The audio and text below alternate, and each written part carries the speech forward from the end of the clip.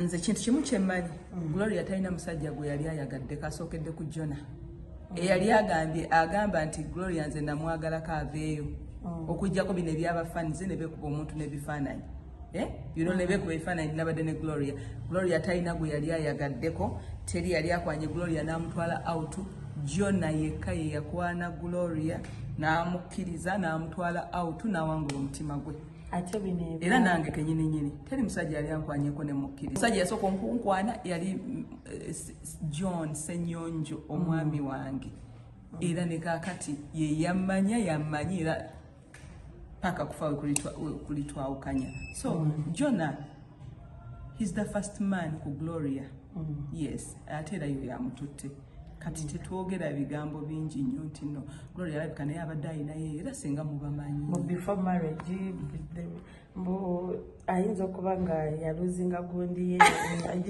nera nange mwogera bwe yali yatugamba Jona ajobanyumiza kale naye nga yo social media si abanafu si abanafu oba yakumanya nti social media si abanafu ye video eyo esoose mama Gloria kyemmanyi simanyi wowooli naye kyemmanyi kitokota si kisaanikire abaana bayisaamu eggaali okay ne bino byonna nga bwe mulabye mama Gloria ye ali bulala nkwaniriza ku Talk with SES Media Uganda abaana n'eddoboozi Nawulime Esther tuli mu social media muliro tujja kuba twogera ku nsonga ya mami Gloria okusingira ddala mami Gloria ekya Gloria okubanga yeefunidde omwami nze sikiinaako buzibu mbaagaliza birungi byokka gwe n'omwami wo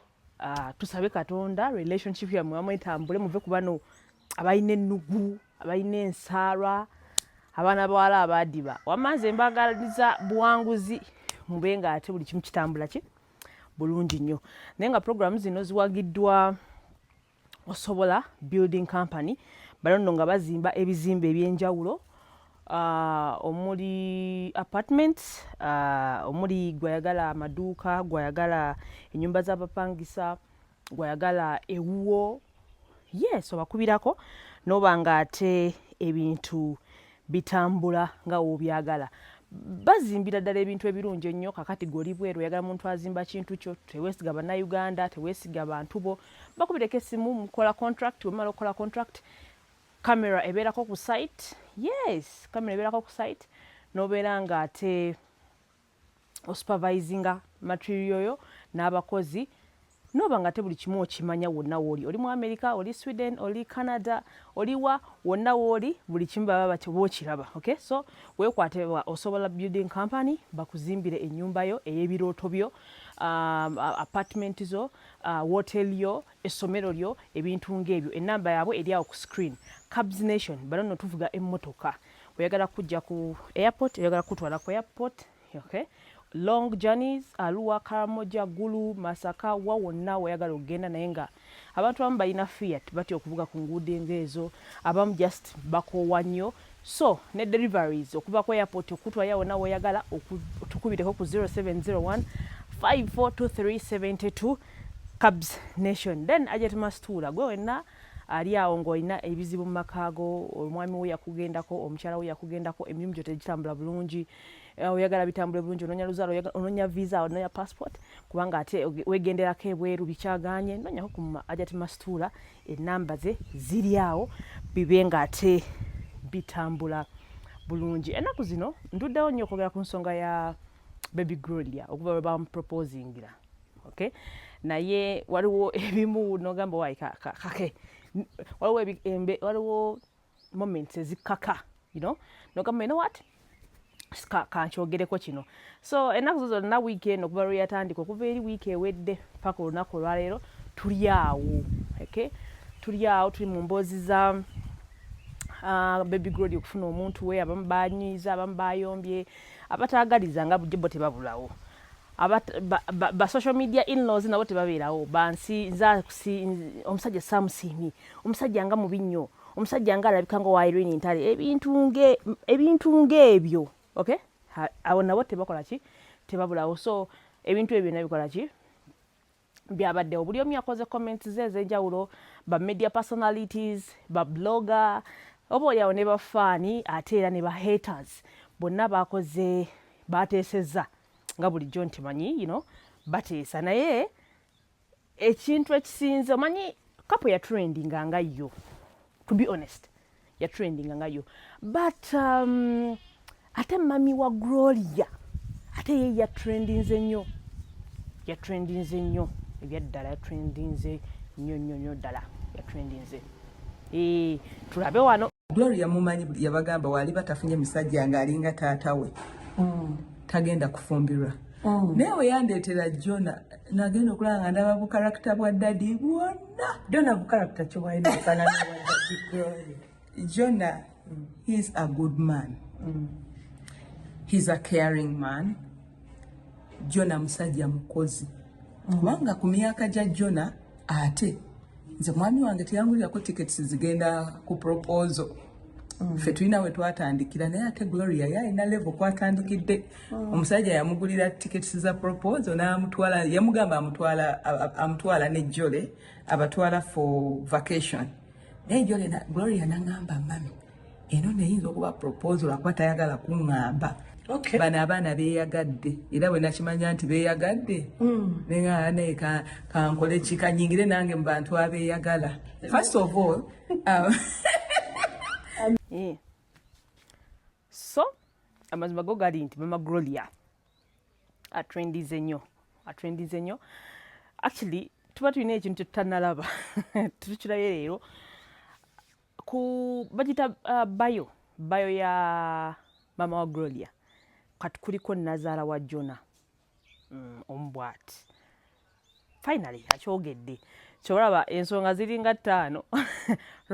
lwaki essaawa eno yayogerwako binyo byayogedde a lot lwakuba bamufunye bulungi ate abamu bamufunye bubi, okay? Waliyo but protective parents bo banyiize nkyogedde bulungi abazadde abali strict, abazadde abakambwe ennyo bo banyiize, abazadde abatali bakambwe kati nga ye bo tebanyiize. Yayogedde ebintu bingi, olwonna ekyakya yayogedde awo nagamba nti Jona ye mwana wa waka era ye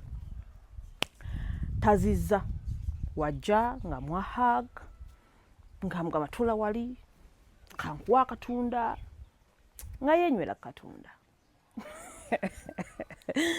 naye ne gwe abantu baagala ate nze no siina buko. Jona wajja twehaginga ne twebuuzaako poza abalokole tebaagala. Nedda ate kati mama wange we nafumbirwa mwami wange yali aziza ng'abeera eri mu kateni, naye kati he's my son, lwaki neekweka mu kateni? Nasaba Katonda kumpa mwana mulenzi, ampadde omwana omulenzi, sina kwekweka mu kateni. Abantu naye kindabye nti mama wa Gloria ayagala nnyo Jona ng'omwana nga bamuyita mukoddomi we, ayagala nnyo omuko. So Jona kongs wagudde mu family ekwagaliza omwana waabwe. Ekoga mami wa Jona ono alina engeri gye mami wa Gloria alina ebintu byayogedde awo. Yagambye nogamba nti wawe yalabanga embwa tenyiga nga Jona aze n'amanya nti finally omwana ono ye mutuufu. So ebintu bingi nnyo byogeddwa, ebintu bingi nnyo bibadde bigenda mu maaso ku nsonga eyo. Bangi nnyo banyize, bangi nnyo basese, bangi nnyo banyumiddwa. Naye kati gwe nga gwe ku platform yaffe yeene ya AC twabagamba we are not here to support negativity, we are not here to support hatred. No, we are just here tuli wano okulaba nga tetusala bigambo, ebintu nga bwe tuba twabifunye we tubireeta wano nga bwe kyobalaba ebiseera ebisinga twogera and we back up with the videos oba ne bu message ow'enjawulo naki, because we don't twagala gamba ate esi yasaze omugambo ekintu wesito si wekiri. Kati waliwo omuntu eyaŋŋambye jjo busimanyi waliwo video gye nakoze kuwekitiibwa minisita Muyingo owa director wa Seta High, oyo najja mu comment section naŋŋamba toyina byakukola oba we yaŋŋambye yangambye tolina byakola lwaki oyogera kojja mukwano kojja osiyandiisa ate ebintu byetwogera fact twogera ku fact so gamba kojjaawo kyeyakoze si kituufu ate era omuntu yenna public figure ayogerwako ate yabadde opinion yange ng'omuntu okitegedde so comment section ezo if you don't have sense don't come don't talk don't please relax okitegedde ebintu ng'ebyo naye nga ye mama wa Jona byebyo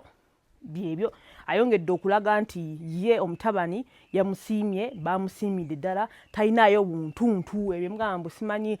alinga bbaawe alinga bbaawe talinayo buntuntu ebintu bitambula bulungi nga bwe baabibala kagamba Katonda azzeemu essaala zaabwe so bintu bingi nnyo bwe bityo byabadde ennaku ezo Jona ye bamusanzeeko bannamawulire nga womumanyi nti batambula speed balina bwe bamuguddeko ne bamubuuza ebibuuzo bambi n'addamu bye yazzeemu n'alaga nti naye bambi omuwala amwagala nnyo era agenda muwasa era essaawa yonna emikolo gijja ate naffe tujja giweereza butereevu wano ku S Media so waliwo akantu keyayogedde nange saakategedde naye anyway mu Uganda you can be anything you can be anything you can be anything you can be a teacher you can be a businessman you can be anything yes so Jona wama it's okay tewonyonyolako nnyo oba oli digito biki it's okay we understand okay it's okay we understand kasita olina omwana waffe kati mwena mweguddeko muli bampisa webala omulimu ogwo gw'otuusaako engalo so abanyiize mwanyigidde bwere kati waliwo abantu abamu era besaagala nnyo koga kati my problem ku nsonga zino nti tetuganye mami ali so excited oba oli awo alina essanyu lyenga ye oba ye bw'atyo embeera ze naye abavuddeyo muwemula tekyabadde tekigwana abavuddeyo okwemula omukyalo ono omukulu kyali tekigwana osobola okwogera n'omuntu nga tomuvodde osobola omuwabula nga tomuvudde mwabaki banamu abatalina mpisa why era social media eno si yabanafu ogira nga teweetegese n'oyogera by'oyogera mama wajo actually video eddako ngenda balaga video 10 nga bayisama abaana ze bakoze mama Jona because banji bamukoze mu comedy sigana kweta za mbadde muvola because it's not necessary ate sagala kwogera ku kintu ndage nti kyanyiziza ate nkireete kitegeeza nti mbanchogeddeko mileage that is not me kitegede that is not me but ebiseera ebisinga ebigambo ebimu tetubyogera naddala tetulumba nnyo twamuvuma mufiirako wekiba kyayogedde tekikunyiziza go up woba asazeewo okukola opinion ate tovuma okitegeeda so ebintu ng'ebyo naye nga byebyo Baby Gloria we bali kwagala muwalawo ofubye omulwanirira ofubye omudifendinga ofubye omuwolereza era ofubye okulaba nga byonna obyogera however ebbanga lyembadde mu mawulire oba ebbanga lyembadde wano ku social media waliwo ebintu byengenda nga ntegeera tuyinza okubeeraawo nga waliwo ekijja waliwo ekitambula waliwo ekikola ki abantu abamu bakola ebintu bingi nnyo photocability abamu bakola ebintu bingi nnyo balina oluyimba olufuluma abamu bakola ebintu bingi nnyo waliwo ekijja so teweewunya okuva olwaleero olabidde vidiyo eno ng'ate waliwo ekirala ekikoze ekizze sayidi eyo so byebyo ebyabadde sayidi eyo ewa Mami Gloria ewa Gloria ne Jona tubagaliza birungi byerere mba musazeewo okwewasa n'okwefumbirwa tubagaliza birungi byerere yagala omwami wo va ku bigambo by'abantu yagala omwana wo yagala omwami wo so nawe Jona yagala omukyala wo okitegedde yes and you're young also so yes naye wobanga oli mugumu it's okay you can expose everything on internet but if you're weak ngomanyo jja bitekamu entondo oyo mbonyiga oyo don't post anything because these people essaawa yonna bakutamya omwami wo essaawa yonna olaba ekibi ekiri ku mukyalawo n'omwami wo. Byobadde tolabanga neweevula ntobiraba, bano abaana babiraba era bajja bikugamba. Kakati oba toli willing kwetamwa muntu oyo, bambi don't post unless you're willing. You're willing to fight for your man. You're willing to accept that truth. Then it's okay. You can post. Yes, so SC nga bulijjo on social media muliro SC Media Uganda. Obuntu bwo bugenda kuba bujjanga. Tuli mu kulaba nga tukyusaamu ebintu ebisinga obungi. Tubenga ate twongerako n'okubeera nga tuba updatinga. But here we are here to update ebintu ebituufu byokka with evidence. Ebitali bituufu tetujja bya updatinga, tetujja na byogerako, we shall not even upload, but the right things with evidence. We are not here to fight anybody. Yeah, tutuwana kurwana muntu yena, but we are just here to serve you people. So please subscribe to this channel, liking, commenting, sharing.